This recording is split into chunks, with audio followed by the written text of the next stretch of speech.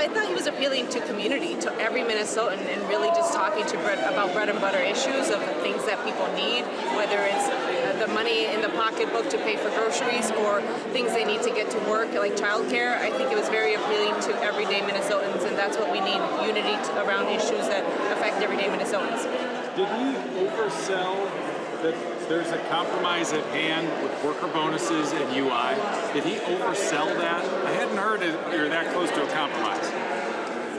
I don't know that he oversold that. I had a number of very productive conversations with Senator Miller and the governor about these issues, and I remain hopeful that we will get a solution prior to April 30th.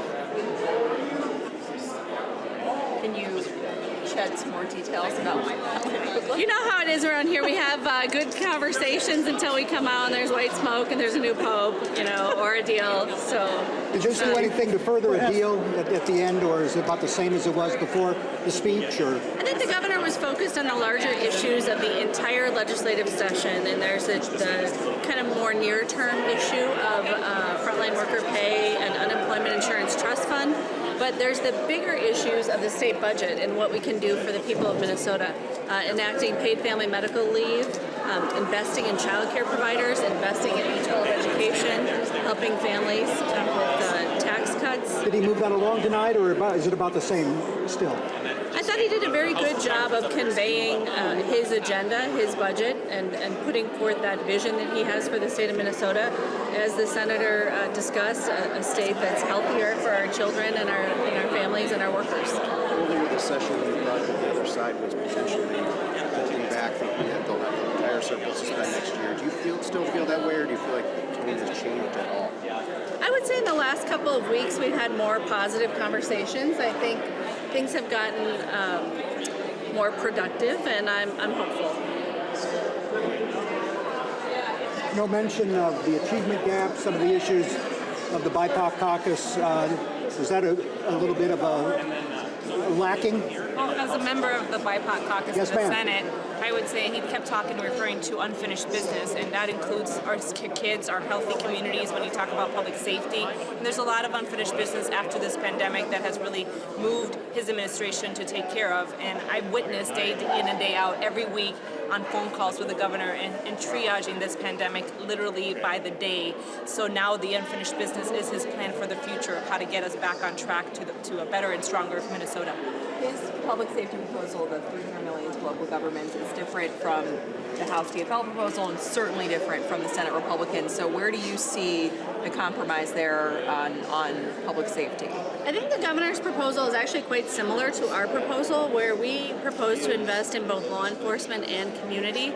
We would do it through the public safety budget. The governor would do it through local government aid, but really is a very similar proposal to what the Minnesota House DFL has put forward.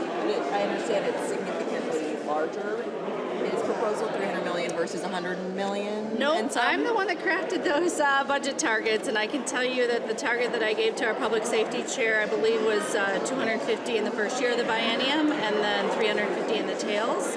And so over time, our target is larger.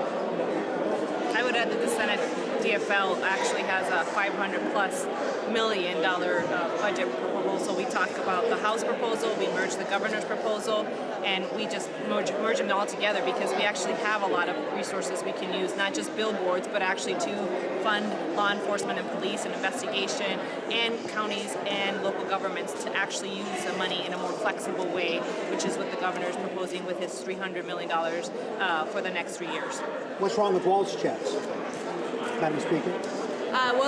Chair Marquardt would tell you that we have a very targeted tax bill that focuses on those families who are struggling with the cost of childcare, seniors that are struggling with the cost of property taxes, and workers who deserve some tax cuts. So I think the governor will certainly bring his ideas to the negotiating table. The Senate will bring theirs, and we will bring ours.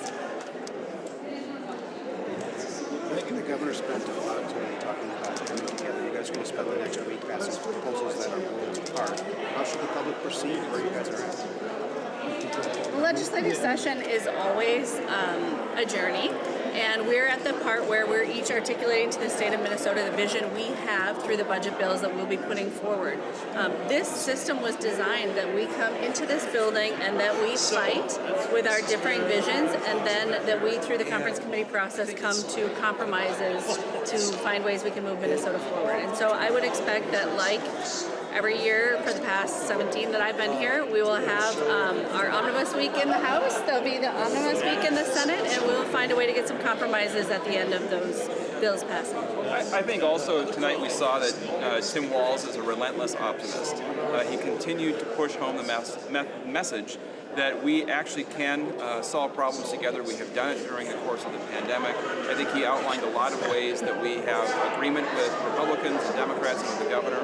And this legislative session really is a choice for both parties if they want to actually produce something positive for the people of Minnesota, or if we want to have election year politics get in the way. I know we're ready to do the work. I believe the governor's ready to do the work.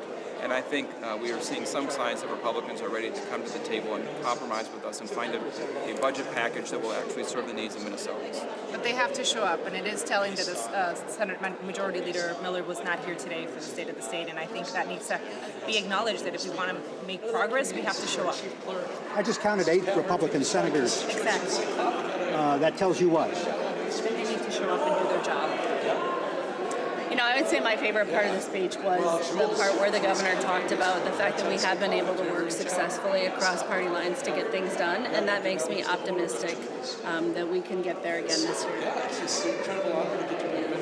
Thanks, everyone. Thank you.